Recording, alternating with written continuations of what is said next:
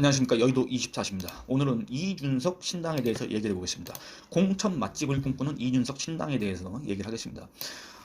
이준석 신당, 개혁신당입니다. 개혁신당의 이제 정책 공약들을 보면 저 당은 선거를 포기한 정당인가 하는 의문이 듭니다. 왜냐? 여러분 선거란 건 뭡니까? 표를 끌어모으는 겁니다. 표를 많이 받아야 되는 겁니다. 당연한 거 아니겠습니까?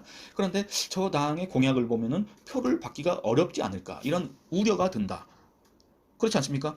진중권 같은 사람은 이런 얘기를 합니다. 사회적 약자만 골라서 패고 괴베스식 선동으로 유권자를 현혹한다고 이준석 개혁신당 대표를 비판합니다. 100%뭐 진중권 씨 말에 동의하는 건 아니지만 이준석 대표가 내뱉는 각종 주장의 근거가 빈약하고 그 논리도 약하다는 데는 저도 일부 공감을 합니다. 그렇기 때문에 제가 이준석 비판 영상을 다수 찍은 이유가 그런 이유이기도 합니다.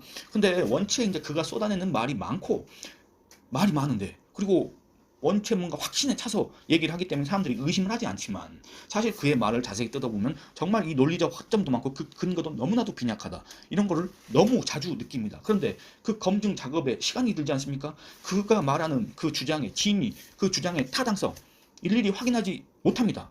더 중요한 사실은 뭡니까? 시간은 한정되어 있지 않습니까? 제 시간도 한정되어 있고 여러분들 시간도 유한하지 않습니까? 그런데 이준석이라는 인물 또는 개혁신당이라는 원외 군소정당에 대해서 그렇게 많은 시간을 써야 되느냐? 그렇게 관심을 가져야 되느냐? 다른 일이 많지 않습니까? 그렇기 때문에 그 검증 작업에 소홀할 수가 없다. 이준석 개혁신당 대표 또는 개혁신당 인사들은 이런 현실적인 제약을 이용해 지금 현재 이런 식으로 언론 플레이를 하는 거 아니냐 이런 생각이 들기도 합니다. 이준석 개혁신당이 내세운 노임 무임승차 폐지 있지 않습니까? 무임승차 연령을 올리는 논의부터 시작하면 됐을 텐데 그리고 이게 그렇게 우리나라 사회에 지금 현재 중차대한 문제도 아닌데 안 그렇습니까?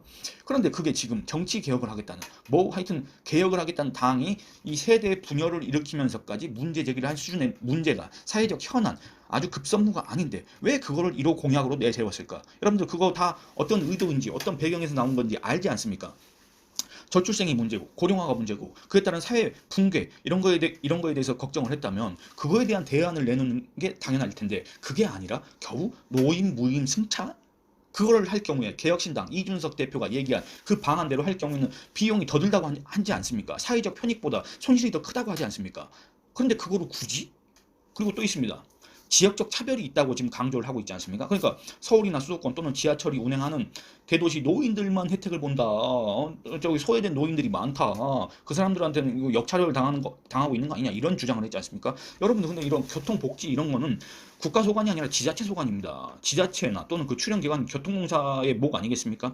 그 지자체가 지금 그걸 감당하고 있는 거 아닙니까? 지자체의 복지 혜택입니다. 그건 지자체가 논의하거나 요금을 올리거나 연령을 올리거나 하면 되는 문제 아니겠습니까? 그런데 그걸 왜 정치 개혁을 하겠다고 나선 이가 이 문제에 집착을 하느냐 그겁니다. 왜 그거를 1호 공약으로 내세웠느냐 그겁니다. 그 의도가 그렇게 좋아 보이지 않습니다. 물론 이준석 씨 본인도 어그로를 끌기 위한 것이라고 얘기한 바 있습니다. 이건 제가 주장한 게 아닙니다. 그리고 이준석 개혁신당이 또 뭔 얘기를 했느냐?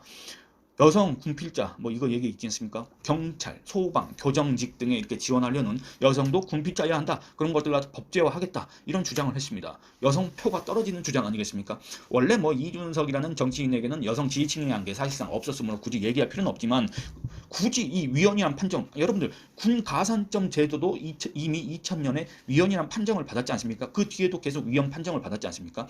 그러니까 이 군 가산점 제도가 위헌이란 판정을 받은 게 아니 징병제로 남성들을 갖다가 이렇게 병역 자원으로 끌어다 썼으면 그에 합당한 혜택을 줘야 되는데 뭔가 이 성별을 달리해서 이 사람들한테 차별을 주는 그런 걸로 군 가산점제가 그런 걸로 국가가 그걸로 갖다가 이렇게 퉁치려고 하는 그거는 갖다가 위헌이다 이런 취지를 한 겁니다. 그러니까 군대에 갖다가 끌어서 썼으면 그에 합당한 혜택을 줘야 되는 거지 그에 합당한 경제적 지원을 해줘야 되는 거지 군 가산점제 이거는 위헌이다 성차별이다. 두 번째는 공직자 공무원이 되고자 하는 생각이 없는 사람들은 대체 뭐냐 그 사람들도 차별을 당하는 거다 사실상 그 사람들은 아무런 혜택이 없지 않냐 그런 점에서 위헌이다 이런 판정을 받았습니다. 계속 그런 위헌 판정을 받았는데 또 그거를 넘어서서 이제 여성도 군필자여야 공무 단임을 할 수 있다 이런 주장을 하는 거 100% 위헌 판정을 받지 않겠습니까? 이런 거를 갖다가 공약 2호로 내세운다? 이거 현실 가능성 없는데 이걸 내세운다? 이것도 솔직히 이해하기 힘들지 않습니까? 길게 얘기했지만 결국 이준석 씨 또는 이준석의 개혁신당은 2030 남성 중 기성세대 때문에 자신들이 피해를 본다는 생각, 여성은 혜택을 보고 자신들은 역차별을 받는다는 피해 의식을 가진 극소수 남성들의 표를 받기 위해서 이런 공약을 뭐 실현 가능성 그런 걸 떠나서 이런 공약을 했다고 할 수가 있습니다. 그들 말고는 이준석 당이 이 같은 공약에 환영하고 그들에게 표를 줄 사람이 과연 누가 있겠습니까? 노인표 떨어져 나가고 여성표는 애초에 없었고 그러면 누가 있습니까? 이런 당이 과연 선거에서 이길 수가 있겠습니까? 선거에서 유의미한 결과를 얻을 수가 있겠습니까? 이런 생각이 든다고 봅니다. 그런 점에서 이준석 당은 지역구 선거를 포기했구나 이런 생각을 할 수가 있습니다. 아니 생각을 해보시기 바랍니다. 전국 어느 그 지역구 253개입니까? 전국 그 어느 지역구 중 2030 남성만 사는 곳이 있습니까? 더군다나 그 2030 남성 중에서 이준석이라는 인물에 대해서 열광하고 개혁신당을 지지하는 사람이 또 다수이겠습니까? 소수이겠습니까? 소수란 점을 감안하면 이준석이란 인물이 한동훈, 홍준표, 이재명보다 2030 남성의 지지를 못 받는 점을 감안하면 지역구 선거는 애초에 포기했다 이렇게 얘기할 수가 있습니다. 그런 가능성도 있습니다. 이런 식으로 나간다는 건 이낙연 당과의 연대 합당도 거부한다는 걸 의미합니다.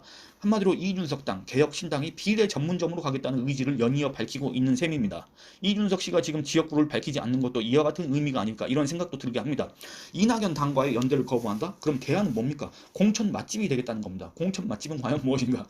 국민의힘에서 낙천된 현역 의원들을 받겠다는 겁니다. 소위 이삭죽기라고 지금 요즘에 표현하고 있지 않습니까? 공천 맛집. 그러니까 오는 대로 다 공천 주겠다. 공천 맛집이다. 이겁니다.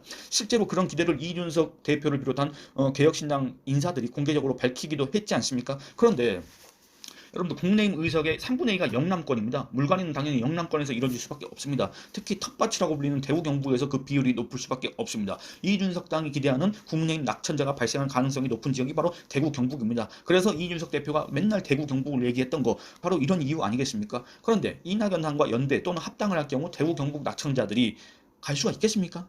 김대중과 노무현과 문재인의 후계자를 자처하는 그 이낙연을 대표 얼굴로 내세운 당 또는 그 당과 손잡은 이준석 당에서 후보로 대구 경북에 출마를 한들 그게 무슨 의미가 있겠습니까? 그래서 이준석 당은 이들을 받기 위해서 이낙연 당과 거리를 두려워하는 거 아닌가 이런 생각이 듭니다. 그런데 여기서 바로 이준석 당의 한계가 드러납니다. 그 한계란 거는 뭐 애초에 무수히 많긴 하지만 첫째, 국민의힘에서조차 물갈이 대상이 된 이들을 받아서 개혁신당이 한다는 게 일단 어불성설이지 않습니까? 그 이준석 대표 주위에 있는 그 음주운전 전과자들 있지 않습니까? 일단 이런 사람들을 뭐 최고위원 당 지도부로 내세우고 사무총장 당 살림꾼으로 내세우고 이런 것부터가 개혁신당과는 어울리지 않는다는 비판을 자초하는 행동인데, 두 번째는 국민의힘에서조차 저 사람들은 개혁 대상이고 저 사람들은 물갈이 대상이다 해서 낙천된 사람들을 받아서 나 개혁신당이요 이렇게 꺼들거릴 수가 있느냐 그겁니다. 그리고 이준석 자신이 비만고양이라고 조롱했던 멸시했던 사람들이 누굽니까? 바로 이 대구 경북의 의원들 아닙니까? 국민의힘 현역 의원들 아닙니까? 그러면 이준석 대표는 전당대회 당시 네 마리 말 조련사 천하용인이란 네 마리 말을 조련하는 배너를 자처했다면 이번에는 이제 고양이 조련사라도 될 작정입니까? 아니 이런 생각이 든다 그겁니다. 둘째, 국민의힘 낙천자 중에 지역 조직이 탄탄한 다선 중진은 없을 겁니다. 그들은 만약에 낙천된다고 하더라도 무소속으로 나오면 그만입니다. 왜냐? 무소속으로 나와도 자기가 된다는 걸 알고 있으니까 굳이 이준석 당에 들어갈 필요가 없습니다. 그렇다면 이 지역 조직이 없는, 탄탄하지 않는, 지역 내에서도 평판이 별로 좋지 않는 현역 의원들이 이준석 당으로 간들 그 지역 민심에 무슨 큰 유의미한 변화가 있겠습니까? 그들이 이준석 당 후보로 나온 늘 해당 지역에서 미미한 또는 그것도 역선택 여부가 불분명한 그 이준석 당의 지지율을 믿을 수밖에 없는데, 그랬다가는 선거비 보존도 하기 힘든 득표를 할 가능성이 너무나도 크지 않습니까? 그런데 대체 이들이 그런 선택을 할 이유가 뭐가 있느냐 그겁니다. 그리고 이준석 당 후보로 나와서 이번 선거에 출마를 한들 이후에는 대구 경북에서 정치적 생명을 이어갈 수가 없다는 건 누구나 다 알 수 있지 않습니까? 더 나아가서는 대구 경북뿐만 아니라 범보수 진영 자체에서 정치 생활, 여의도 언저리를 떠돌 수도 없는 그런 미래가 이미 정해져 있는 걸 누구나 다 아는데, 그런 도박을 할 사람이 과연 누가 있겠습니까? 그러니까 정치적으로도 도박이고 경제적으로도 도박이고 승률이 없는 0%에 가까운 그런 도박을 누가 하느냐 그겁니다. 여러분들 2000년 당시 민주국민당이라고 있었습니다. 민국당이라고 합니다. 이 민국당이 뭐냐면 대구 경북의 거물 있지 않습니까? 김윤환 전 의원, 그 다음에 뭐 저기 새천년 민주당에서 떨어져 나온 사람들 정계 거물들이 다 모여가지고 만든 게 바로 민국당이었습니다. 근데 이 김윤환 같은 사람조차도 민국당 후보로 나섰지만 다 떨어지고 이들은 다 강제로 정계 은퇴를 당했습니다. 하물며 그 김윤환 전 의원조차도 그런 상황이었는데, 지금 우리가 딱 했을 때 이름도 잘 떠오르지 않는 지금 대구 경북의 국민의힘 현역 의원들은 오죽하겠습니까? 그러니까 이준석 당이 이삭 죽기를 하려고 하지만 현실은 녹록치 않습니다. 설사 낙천된 현역 의원들이 공천 맛집을 꿈꾸는 이준석 당에 간다고 해도 현실은 낙관적이지 않습니다. 국민 지지층이 많고 고령화 비율이 높은 지역에서 국민의힘이 적대하고 세대 분열성 공약을 내놓는 그 당의 후보로 나가본들 무슨 의미가 있겠습니까? 그런 측면에서 과연 공천 맛집, 비례 맛집 또는 비례 전문점을 꿈꾸는 이준석 당의 희망, 이준석 당의 기대, 이준석 당의 꿈, 이준석 당의 장래 희망은 현실화될 수 있을지 상당히 회의적이다, 이런 생각을 하게 됩니다. 여러분들 제 의견에 대해서 많은 반박을 하셔도 되고 공감을 표하셔도 되고 댓글 남겨주시기 바랍니다. 예, 오늘 이만 줄이겠습니다. 감사합니다.